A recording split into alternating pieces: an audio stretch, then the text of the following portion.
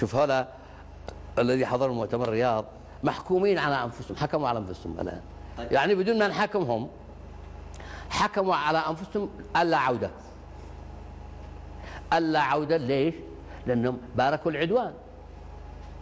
واحد يبارك العدوان وتشتي تعود الى قريتك ولا بيتك وانت باركت العدوان، خذ لك فلوس مش مشكله. يعني خذوا من اموالهم صدقه، هم يعني عندهم اموال خذوا منهم فلوس. هذا تهديد. لكن اما انك تبارك العدوان هذه خيانه، خيانه وطنيه لا بعدها خيانه. انت اكثر الشعب اليمني اكثر حقدا على الذي حضروا مؤتمر الرياض والذي باركوا العدوان اكثر من حقدهم على ال سعود. أنتم تهددون من ذهبوا إلى الرياض بمصادرة أموالهم بمنعهم من العودة؟ أنا لا أهددهم، يهددهم الشعب مش أنا. أنا الآن قيادات حزب المؤتمر قالت هذا الكلام. بالأمس كان هناك اجتماع كما أعمل تهدئة في الشارع وأقول لهم اتركوه ما يشكلوا رقم. أنتم دعيتم الشعب إلى حمل السلاح لمواجهة العدوان أو كما وصفتم؟ أنا لمواجهة الفتنة الطائفية، لمواجهة الفتنة الطائفية والحرب الأهلية. لكن هناك لكن انا اواجه الاف 16 والاف 15 بالكلاشنكوف؟ كلا. طائرتنا دمرت، مدرعاتنا دمرت، مخازننا احترقت، جامعاتنا ضربت، مستشفياتنا ضربت، ما عندنا مشكله، لكن احنا موجودين.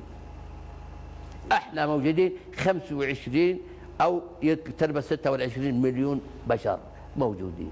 ما تقدروا تزحزحونا من جنبكم يا آل سعود ولا كيلو واحد. مش هذه، لا هذه هذا مسكين حاله ما حد يتكلم منه، هذا انتهت شرعيته تماما، انتهت شرعيته من لما هرب من صنعاء وهرب من عدن، والان يهرب من الرياض. الان الرياض قضي خط احمر عنده. هرب منكم؟ هرب، لا مش مني انا والله، ما انا ما هرب. هو بس في ذاكرته هو ابنه انه علي عبد الله صالح، علي عبد الله صالح، كان يرقد وعلي عبد الله صالح قدامه، ويبكر الصبح علي عبد الله قدامه، يجوا الزوار من عندي ولا من المؤسسات ومن كذا يزوروا ويشكي من علي عبد الله صالح. ما بيتكلم، ما يسأل، سيب السلطة، زي ادالك السلطة، علمك السلطة، اقسمت يمين انك هذا اللي يتمنى بعد عامين ان يجي خلفي، وحكى الصوت الجميل هذا، ان ياتي خلفي الى هذا المكان ويستلم من هانئ. وبعدين مددوا له، مددناه 20 مده، ادينا للتمديد من موفنبيك. يا اخي شرعيتك انتهت، سنتين روح. لكن انتم ظليتم في السلطه 33 سنه. ما بانتخاب، ما انا عمري شوف لن اغتصب السلطه لا بالمدفع ولا بالرشاش ولا بدم. انا جيت بانتخابات برلمانيه، اجيت في 78 بانتخابات برلمانيه، اجيت بعدها بانتخابات برلمانيه، كلها برلمانيه، كلها مؤسسات دوله.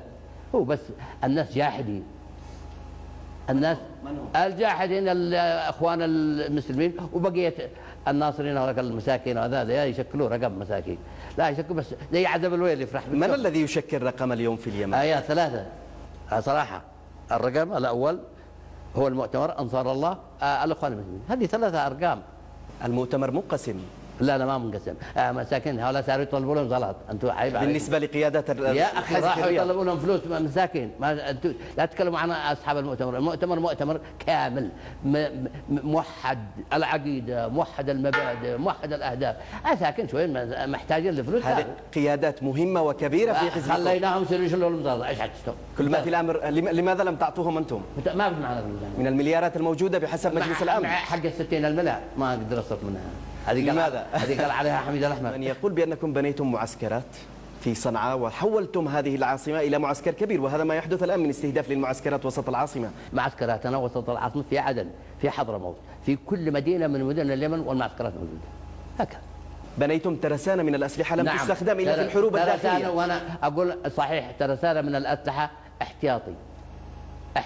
اي دوله ذات سياده يكون عندها اسلحتها، يكون عندها احتياطي، يكون عندها كل شيء. لكنها تدمر الان هذه الاسلحه. تدمر، احنا يهمنا البشر، ما هي تدمر نعوضها. يدمر البشر والحجر والاسلحه والمنشات. احنا سهل، الشعب سيظل باقي، سنعوض الاسلحه وندي بدل الطيارات والدبابات ونسعدها. تتحدث فخامه الرئيس كما لو انك حاكم هذا البلد. انا اتحدث، انا مواطن، انا جزء من مواطني هذا البلد. أنتم تواجهون في الميدان الإصلاح فقط أم هناك من يتحدث عن تنظيمات إرهابية، عن القاعدة وعن القاعدة حق عبد الرب منصور، هي مش حق الإصلاح. هي فرخوا هؤلاء القاعدة من الإصلاح ولا السلفيين هم خرجوا من تحت عبايات الاخوان المسلمين، كلها عبايه واحده. هي ايضا كانت تتبعكم. من هي؟ استفدتم منها في خلال الحكم. هكذا يقال. القاعده. لا بالعكس، انا قاتلت القاعده. انا قاتلت القاعده وتحالفت مع السعوديه وامريكا ضد القاعده. انا اذا من حق عبد ربه منصور هادي ان يتحالف مع السعوديه. يتحالف معهم، قد سلم نفسه، ما هو سلم نفسه لهم، سلم نفسه وسلم البلاد، سلم البلاد. تشتي تقع رئيس ما تستحي يا عيباه يا لو ما تشتي تقع رئيس على 25 مليون وانت هارب. هل سيعود؟ ايش يعود؟ تعال انا رحب اول من يستقبله انا.